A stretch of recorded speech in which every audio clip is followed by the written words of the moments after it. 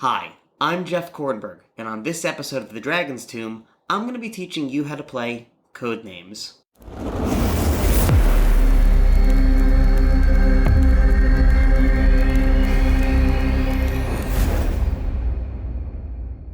Codenames is a 3-player game about 2 all-male civilizations who are being brainwashed by the government into thinking they're women. First, decide who will be the blue male civilization, who will be the red male civilization, and who will be the government. The object of the game for the government is to brainwash all males into females. The object of the game for the civilizations is to work together to build a superhuman strong enough to brainwash the government. Before beginning, set up the pieces on the table like so. These are brainwash cards. Each card contains hypnotic words the government can try to use to brainwash the civilizations. Each hypnotic word also has an exact opposite word hidden somewhere else in the deck. For example, you can find opposites like life and death, cat and dog, or millionaire and teacher. Spread out all the brainwash cards in the center of the table. Now you're ready to start playing. At the start of each turn, the government player takes brainwash cards and gives 2 to each civilization. Then, he flips over the timer. As soon as the timer is flipped, the civilizations must look at the cards that were given to them and try to find their opposites as quickly as possible. The 2 players must work together to search through the pile, checking both sides of each card.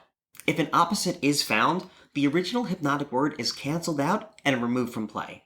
When the timer runs out, it's time to see how many hypnotic words are left. Each civilization is scored individually. If a player has 1 hypnotic word left, 1 male in their civilization is then brainwashed into a female. If a player has 2 left, that means the hypnotic words worked with double effectiveness. In addition to 2 males being brainwashed into females, one of their other remaining men is turned ugly. If a player defeats both of their hypnotic words, their civilization's DNA gets stronger, and they grab a DNA card. After this, a new turn starts, and the whole process repeats. If at any point one of the civilizations is turned into all females, that player loses and is out of the game. If at any point a civilization is made up of only women and ugly men, the ugly men turn into ugly women, and then that player is out of the game. If both civilizations have turned into all women, the game is immediately over and the government wins.